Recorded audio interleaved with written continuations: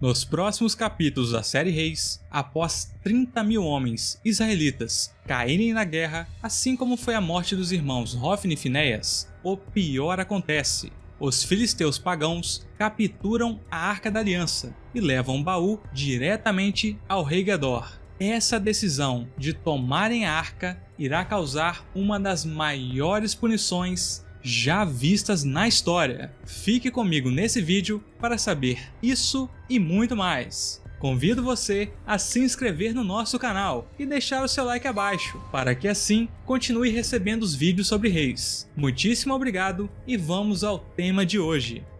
Como a Arca da Aliança foi parar nas mãos inimigas? Vamos lá. Conforme descrito na Bíblia, inicialmente em 1º livro de Samuel, capítulo 4, tudo começa quando os israelitas saíram à guerra contra os filisteus e foram massacrados no campo de batalha, perdendo cerca de 4.000 homens. Quando os soldados voltaram ao acampamento, apenas uma dúvida ecoava na mente de cada um: por que o Senhor deixou que os filisteus nos derrotassem? Por quê? E foi numa dessa que surgiu a ideia de ir até Siló, buscar a Arca da Aliança do Senhor com a intenção de ter a presença dele, salvando-os das mãos dos inimigos. Ao descobrirem do que se tratava, ficaram profundamente com medo de acontecer algo com eles semelhante com o que aconteceu com os egípcios e as pragas no deserto. Mesmo assim, tomaram coragem e foram à luta. Então, os filisteus lutaram e Israel foi derrotado. Cada homem fugiu para sua tenda.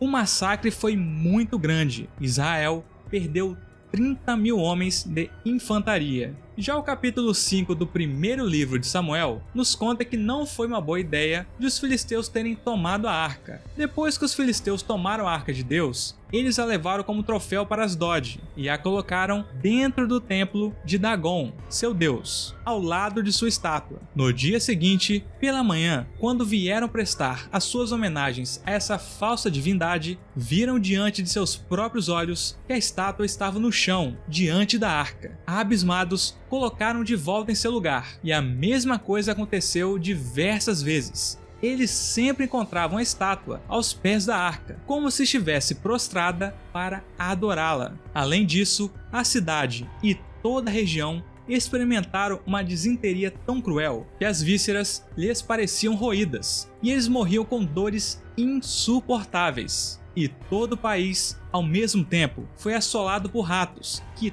tudo estragavam e não poupavam nem o trigo nem os outros frutos. Os habitantes de Asdod logo entenderam que o motivo de tudo isso estar acontecendo era justamente a Arca da Aliança estar ali, presente. Então reuniram todos os governantes dos filisteus e lhes perguntaram o que iriam fazer com a Arca do Deus de Israel. Então eles responderam que levassem a Arca do Deus de Israel para Gate. Sendo assim, levaram a Arca do Deus de Israel.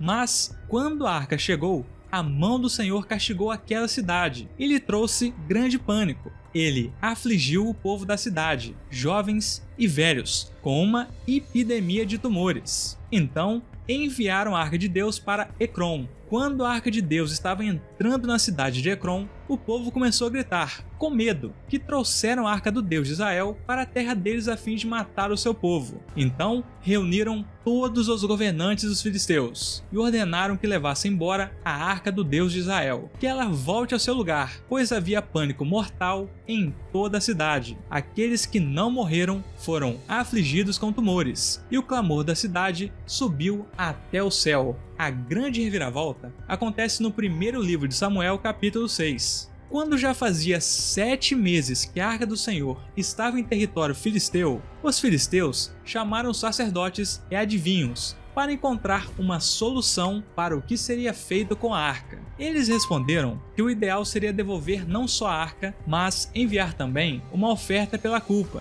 Os filisteus logo perguntaram qual oferta pela culpa seria essa, que deveriam enviar juntamente com a Arca da Aliança. Ouviram como resposta que levassem 5 tumores de ouro e 5 ratos de ouro, de acordo com o número de governantes filisteus, porquanto a mesma praga atingiu vocês e todos os seus governantes. Foi pedido também que fizessem imagens dos tumores e dos ratos que estão assolando o país e que deem glória ao Deus de Israel, para que assim, talvez, ele aliviara sua mão. Os filisteus enviaram ao Senhor como oferta pela culpa estes tumores de ouro, um por Asdod, outro por Gaza, outro por Ascalon, outro por Gate e outro por Ecrom.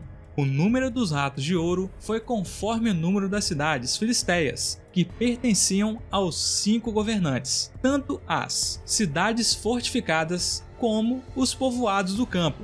Ao longo do trajeto, chegando em Bet-Semes, em Israel, o Senhor, contudo, feriu alguns dos homens, matando 70 deles, por terem olhado para dentro da Arca da Aliança. Os homens de Kiriat Jearim vieram para levar a Arca do Senhor para sua cidade. A arca permaneceu por lá muito tempo, foram 20 anos, e todo o povo de Israel buscava o Senhor com súplicas. Samuel disse a toda a nação de Israel: se vocês querem voltar-se para o Senhor de todo o coração, livrem-se então dos deuses estrangeiros e das imagens de Astarote. Consagrem-se ao Senhor e prestem culto somente a Ele, e Ele os libertará das mãos dos filisteus. Assim, os israelitas se livraram e começaram a prestar culto somente ao Senhor, o Deus Todo-Poderoso. Agora me conta, qual a sua opinião a respeito dessa história? Mostra que devemos cada vez mais seguir a Deus? Que não devemos pegar para si o que não é de nosso direito? Deixe seu comentário abaixo sobre o tema. Aproveite também para se inscrever no nosso canal e deixar o seu like, assim você não perde nenhuma novidade sobre reis. Eu vou ficando por aqui, muito obrigado pela sua presença, pela sua companhia, até a próxima, valeu!